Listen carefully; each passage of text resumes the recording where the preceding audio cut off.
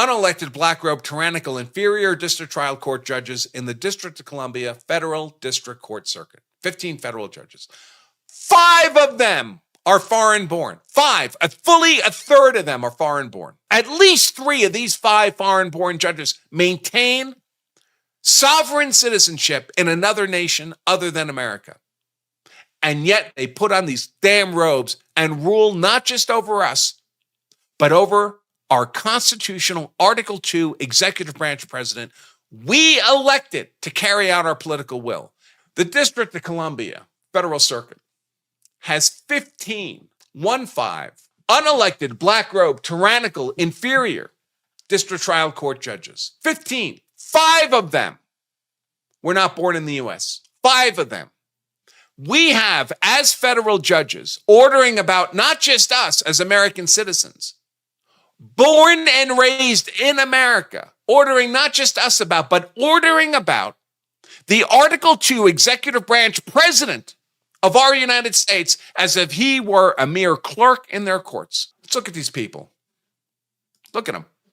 Look at them. 15 federal judges in the circuit. 5 of them are foreign born. Of those 5, at least 3 maintain dual citizenship. They didn't even fully commit to being just American citizens. That wasn't good enough for them. By the way, it's remarkably difficult to determine when these judges have dual citizenship.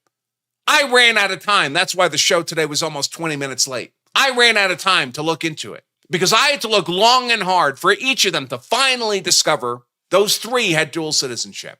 I have zero confidence that the others don't as well.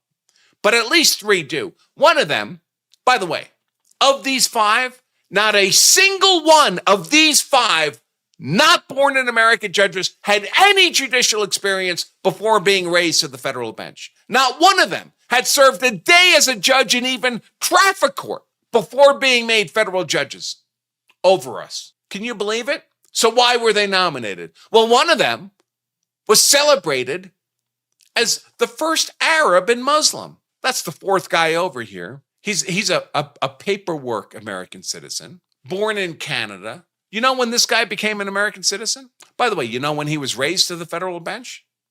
The 4th guy over? November of last year, after Trump's reelection. You know how long he's been an American citizen when he was raised to the federal bench?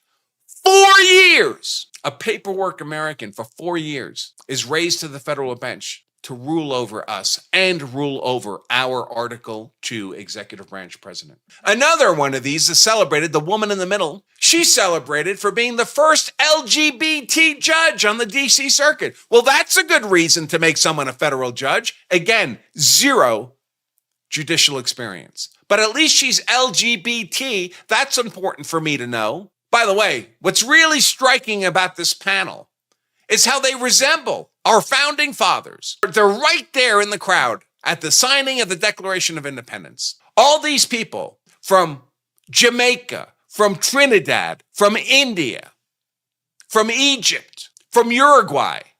You see them there signing the Declaration of Independence? They would have been perfectly at place in this painting of the signing of the Declaration of Independence. When our founders wrote, "We the people," it was, of course, the third world they were envisioning.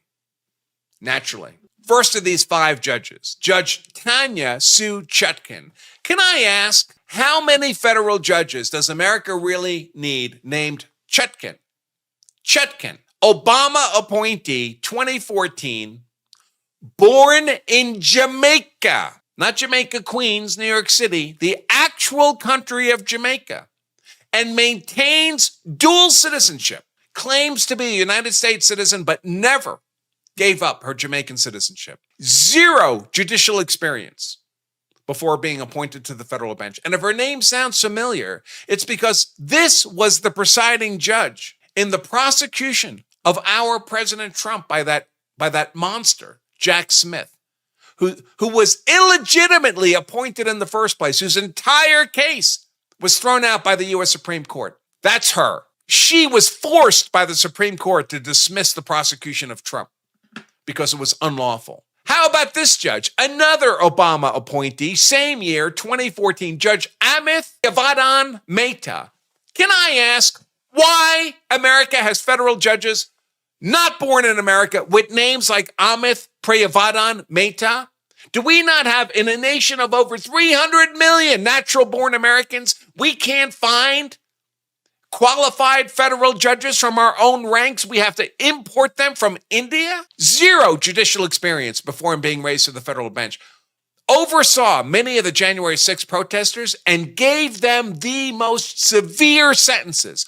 This judge would sentence the January 6th protesters to more time than the prosecutors in these cases were asking for. He would lecture them from the bench as if they were monsters. Those natural-born American citizens who were protesting what we now patently know was a stolen election. 2020, President Joe, auto-pen dementia Biden, magically gets 20 million votes that have never been seen in a presidential election before, have never been seen in a presidential election since. American citizens, natural-born, multi-generational, military veteran American citizens were protesting the theft of our Article 2 branch of government. And this dude, born in India, would sentence them to more federal prison time than even the prosecutors were asking for. Judge Amith Mehta. Imagine being in that situation. Imagine being an American citizen protesting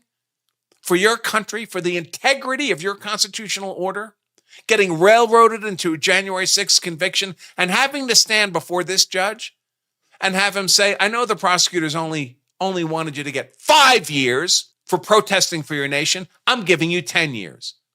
Take it from India. Judge Amith Mehta. This is who the Democrats place above American citizens in positions of authority. Judge Cecilia Reyes, Biden 2023, 2 years ago, by a 51-47 vote, by the skin of her LGBT teeth. How do I know she's LGBT? Because, of course, it's celebrated. The first LGBT judge on the D.C. circuit. Born in Uruguay, not born in the United States. Raised by Uruguayan citizen parents. Zero judicial experience before being raised to the federal bench. But at least she's LGBT. That's important in a federal judge. This is the guy who summarily ordered President Trump to send out of our nation billions and billions of dollars of fraud money. All the president had said was, listen, we're just going to check to make sure it's not waste, fraud, and abuse. President Trump said, when we look at these invoices for these billions of dollars these foreigners are asking me to send from the U.S. Treasury, I have a constitutional obligation to make sure the laws are faithfully followed, faithfully executed. I can't just throw money into a hole. But if any of these people, when we look at these invoices, if they actually had a contract with the federal government to do work, and they actually did the work, and they actually did the work to standard, we're going to pay them. They're going to get their money, even if I disagree with the policy purposes for the work. But we suspect that a lot of these invoices don't have any contracts. It's just outright theft, because the Treasury used to just send out money when they got an invoice. They didn't check anything. Trump said, we suspect that a lot of this money, there's no contract. If there is a contract, they didn't do the work. And if they did the work, they didn't do it to standard. And those people simply aren't entitled to payment. That would be waste, fraud, and abuse. And this judge said, no, you're not allowed to check any of that. By the end of this week, actually, it was 48 or 36 hours, you are to send out billions of dollars without checking a damn thing. You've got 36 hours to do that. That's this judge, appointed by Biden in 2024. This guy was raised to the federal bench on November 22nd of last year. November 22nd, folks, after Trump was elected the 47th president of the United States, but before he was sworn in, and elected, confirmed by the Senate on a 50-49 vote. By one vote, we have this guy ruling over us and ruling over our Article 2 executive branch president for the rest of his life, for decades. Born in Canada to Egyptian migrant parents. He's culturally Egyptian. Is he a U.S. citizen? Yeah, he's a credentialed U.S. citizen since 2019. When he was raised to the federal bench in November, he'd been a U.S. citizen for 5 years. Can you imagine any other civilized nation on earth making a federal judge with a lifetime appointment someone who'd only been a citizen of their nation for 5 years. And he maintains his Canadian citizenship. He hasn't even fully committed to being a U.S. citizen. And as with all the others, zero judicial experience before being raised to the federal bench. But at least we can celebrate that he's the first Arab and Muslim to be appointed to the D.C. Circuit. That's good, right? Because we all know America was founded on Arabic and Muslim principles. Anybody remember that our founding fathers, when we had virtually no navy at all, sent what little we had to the Middle East to slaughter Muslims who were kidnapping and predating on international vessels in international waters, the pirates, the Barbary pirates. You know the U.S. Marine Corps hymn, to the shores of Tripoli. That's what our founders thought of Arabs and Muslims. And now Biden, or whoever was pulling his strings, President Auto Pen Dementia Biden, appoints this guy to be a federal judge over us for the rest of his life on a 50-49 vote after President Trump has won an election. These Democrats, these progressive Marxists must never be put in power again. This is what they do to us.